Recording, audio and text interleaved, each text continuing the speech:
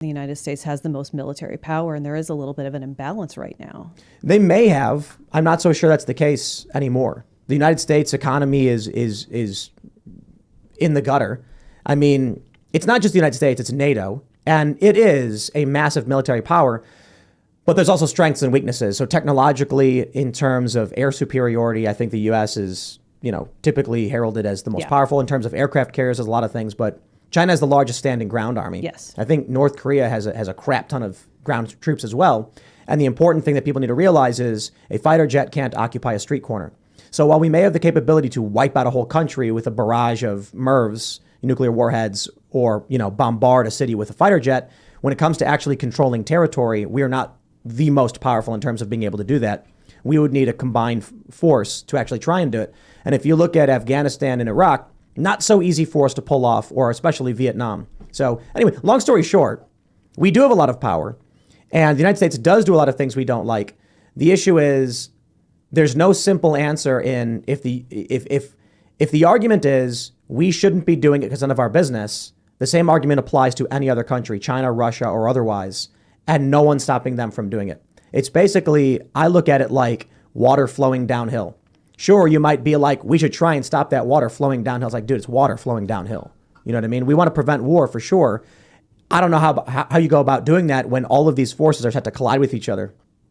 I certainly think what the U.S. is doing in many ways is complete BS, and we should not be in Ukraine because we are basically sending our interests into a border country with Russia, and of course Russia's pissed. And then who was it on TV said, I think it was Kamala Harris.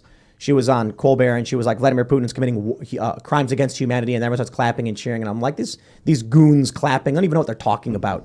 Vladimir Putin's certainly not a good dude by any stretch of the imagination, but it's not like the U.S. is either. Right. It's a bunch of crackpot warmongers fighting for power and control, and it's all basically the same crap as far as I'm concerned. Yeah, I mean, we need to get out of entangling alliances, and it is incredibly entangled right now, and try to engage in diplomacy.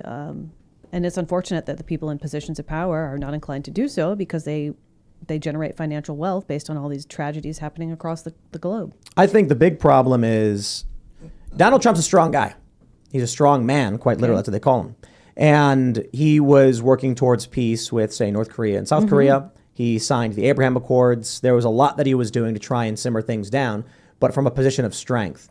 Joe Biden is corrupt, and I don't think actually cares about anything other than the hard numbers. Yeah. Which is why we're reading a story about his family's getting money from China. He didn't care about China. He just wants money for himself and his family.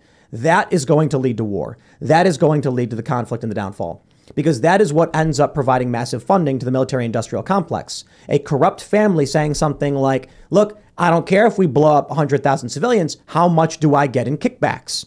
And then all of a sudden, 10% for the big guy. So his kids get paid, then he gets a cut of the salary, and then the world falls to crap.